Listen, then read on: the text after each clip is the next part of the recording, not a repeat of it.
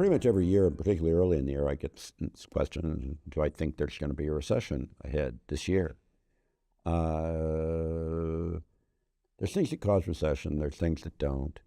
When the things that people fear have been widely anticipated for a long time, they tend not to cause recession because businesses and people have been able to have the time to do whatever they have to do to adjust themselves against those factors. But that usually takes them anticipating them a year or maybe a little longer.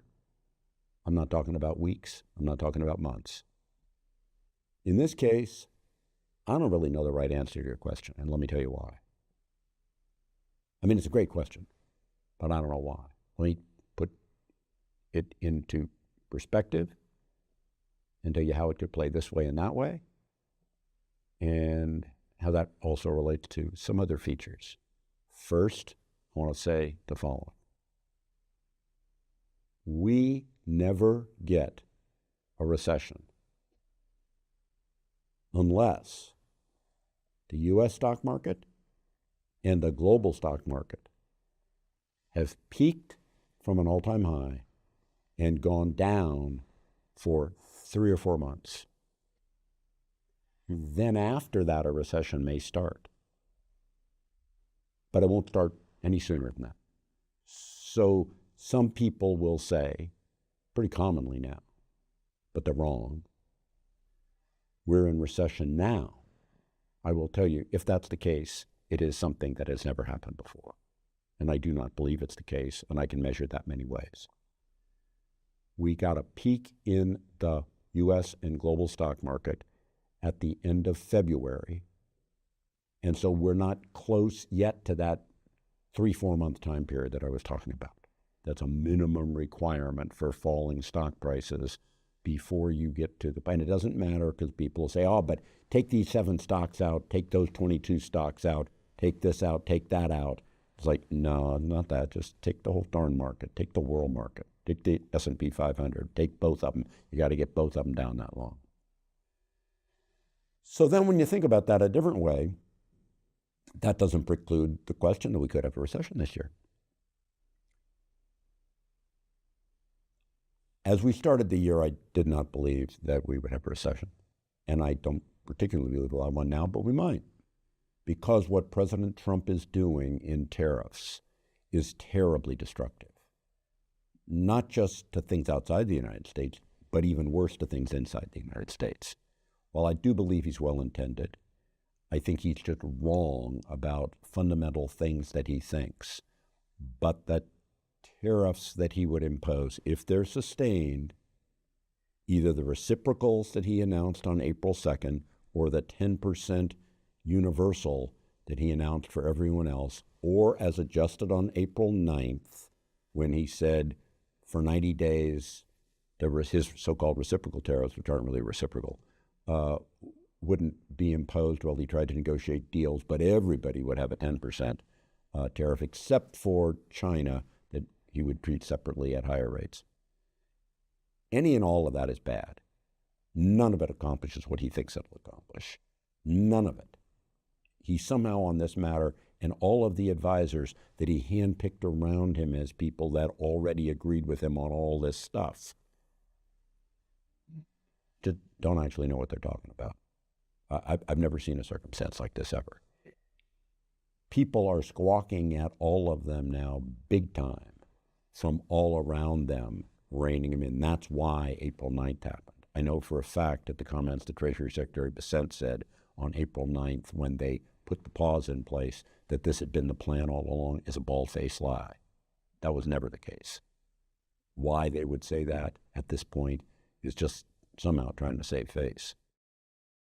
But as we move through this 90-day period, if it does not resolve that President Trump and crew have negotiated some deals and then put all of this nonsense behind us, or 90% of all this nonsense behind us, you'll see a very bad economic effect that will cause recession, and it'll be recession before the end of the year. So how do you think about that? Well, again, you'll watch on one hand to see what the stock market does over the next 90 days. On the other hand, you look for those deals, and then you look to see what the president and his advisors do as those 90 days progress. Now, I'm just going to say to you that I almost have an allergic reaction whenever I hear these people talking. I'm going to say, I'm going to tell you this, just so you get it clear. From the days that I was in college, I've been a Republican. I've been a major donor of House and Senate races for a long time. So saying all this stuff is not something I'm really happy about. But the fact of the matter is, all this trade stuff is right down my wheelhouse. I understand exactly how it works. It's a whole nother discussion, not for this video. But if they keep doing the back and forth on and off, now we're putting in a 90-day pause. Oh, but, we're going to put in these tariffs on semiconductors. But the semiconductor tariffs aren't going to apply now. But they'll reoppose. Oh, no, 2 days later, we're going to reoppose them in 2 months. All said by different advisors, as if they don't have any coordination between them. It begins to look like some version of Amateur Hour or a variation of the Three Stooges with another 5 Stooges thrown in. And if they keep going down this path, they don't come to mostly reduce all this tariff nonsense and then move forward in a more or less straightforward path, they will turn us into recession. The back and forth part is bad because it causes businesses of all types to say, I don't know if they're going to hit me next. I better do nothing now. I better duck and cover. The tariffs are bad. Tariffs, I'll just tell you really simply, and I'm not going to put up a lot of time on this, maybe for another video. Tariffs always, we have a long history, a multi-hundred-year history of tariffs, and they always hurt the country that imposes them more than they hurt the country that they're imposed upon. Or what I would like to say is, while there's good intentions usually when countries impose tariffs, they're bad for the country that does it. The imposer is a poser. It's not good. It's always bad. Question is, how bad? Tariffs can help a given industry, but at a bigger cost to the rest of the economy. They can help multiple industries, but at an even bigger cost to the rest of the economy.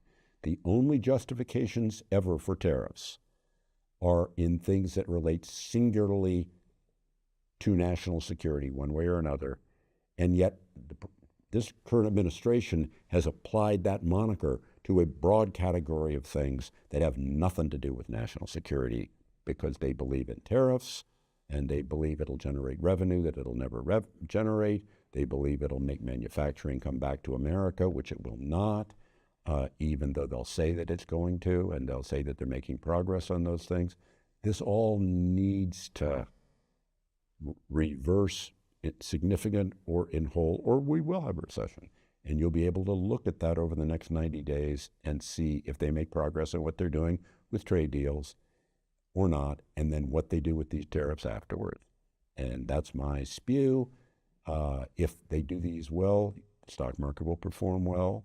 It'll go to new highs. If they do this badly, you'll see debacles ahead. Do I know what'll happen right now? No, but stay tuned because we'll probably have more videos on this month to month moving forward here. Thank you so much.